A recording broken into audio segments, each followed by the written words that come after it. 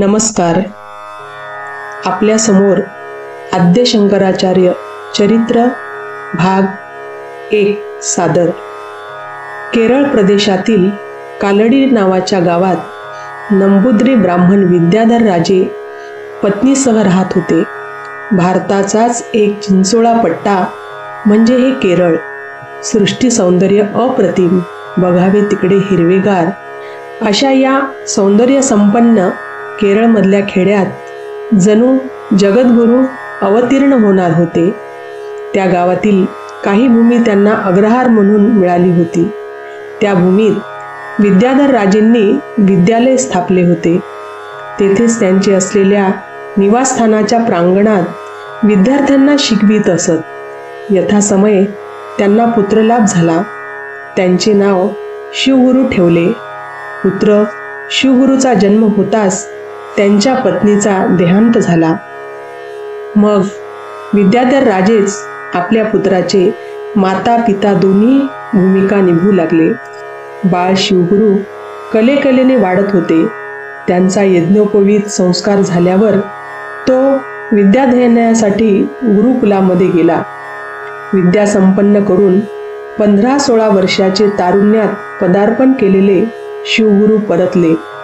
आपल्या या युवा पुत्राच्या स्कंधावर विद्यालयाचा भार सोपवून विद्याधर राजे निवृत्त झाले.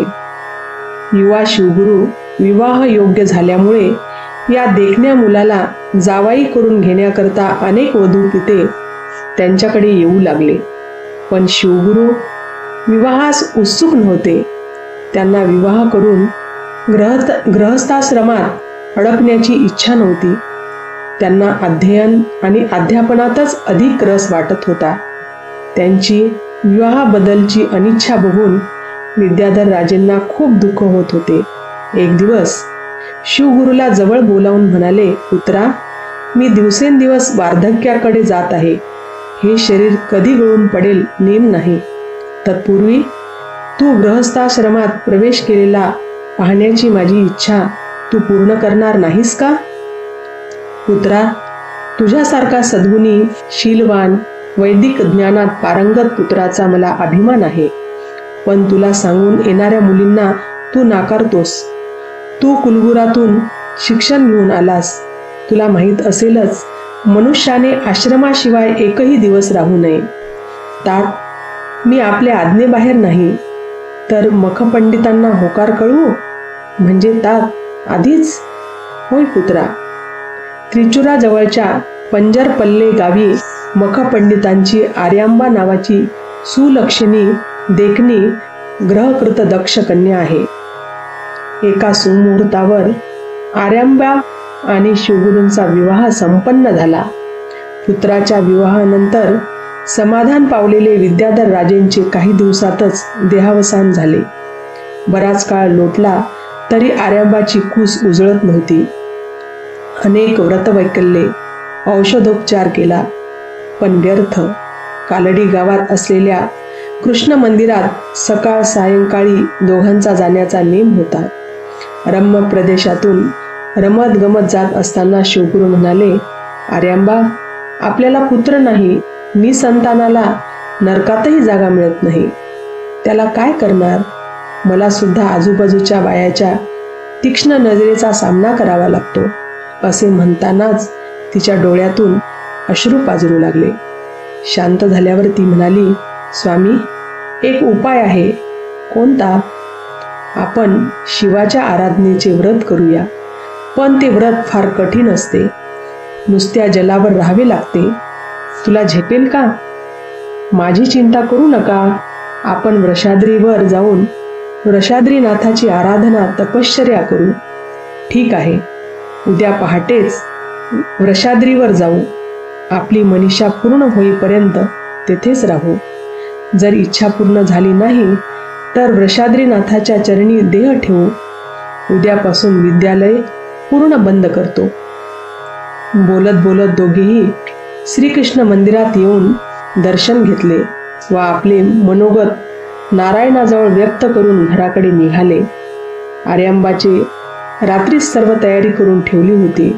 भल्या पहाटेच स्नान उरकून दोघेही वृषाद्रीकडे निघाले. पर्वत चढून दोघेही मंदिरात गेले. मनोभावे प्रार्थना करून शिवासमोर आपला संकल्प सांगून ध्यानासाठी बसले. वृषाद्रीनाथाचा जागृत दैवत असा लौकिक होता. शिवगुरूंनी पूजा, प्रार्थना, स्वल्प आहार सुरू केला. आर्यांबाही कर्पूर गौराच्या आराधनेत समय व्यतीत करू लागले. सुरुवातीला दोघे कंदमुळे तरी घेत होते. नंतर त्यांनी तेही बंद करून केवळ जलप्राशन करू लागले. वर्षभर अशी कठोर साधना केल्यावर एका रात्री वृषाद्रीनाथाने स्वप्नात येऊन दर्शन दिले आणि विचारले, वत्सा, एवढी कठोर तपश्चर्या कशासाठी करत आहेस? काय हवं? हे देवादिदेवा, मी निपुत्रिक आहे. मला दीर्घायू ज्ञान संपन्न पुत्र हवा. शंकर भगवान म्हणाले, तुला सर्वज्ञ आणि कीर्तिमान पुत्र हवा असेल तर तो अल्पायुष्य असेल, आणि दीर्घायुष्य पुत्र हवा असेल तर तो ज्ञान संपन्न नसेल. बोल, तुला काय हवे? हे देवा, ज्ञान संपन्न नसून दीर्घायुष्य पुत्राचा काय उपयोग? हे आशुतोषा, मला सर्वज्ञ पण अल्पायुष्य पुत्र चालेल. तथास्तु. मी स्वतः तुझा पुत्र म्हणून तुझ्या पोटी जन्म घेईन. मी तुझी परीक्षा पाहत होतो, त्यात तू यशस्वी झालास. जा वत्सा, तुझी मनोकामना पूर्ण होईल. असे म्हणून शंकर अंतर्धान पावले. सकाळी त्यांनी आपली पत्नी आर्यांबाला आपले स्वप्न सांगितल्यावर तिला अत्यानंद झाला. पूर्वजन्माची पुण्याई फळाला आली. दोघेही वृषाद्रीवरून कालटीला परत आले. शिवगुरूंनी पुन्हा विद्यालय सुरू केले आणि नित्य कार्यात मग्न झाले. काही दिवसांनी आर्यांबाला दिवस गेले. शिवगुरू आर्यांबाच्या कामात मदत करू लागले. पूर्णा नदीहून स्वतः पाणी आणून देऊ लागले. सर्वतोपरीची काळजी घेऊ लागले. जय जय रघुवीर समर्थ.